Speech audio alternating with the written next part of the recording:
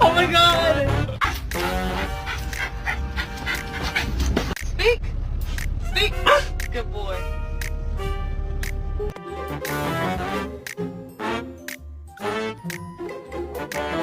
Yeah.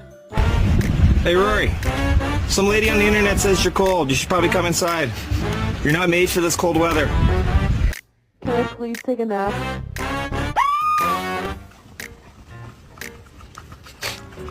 Can you guys sit?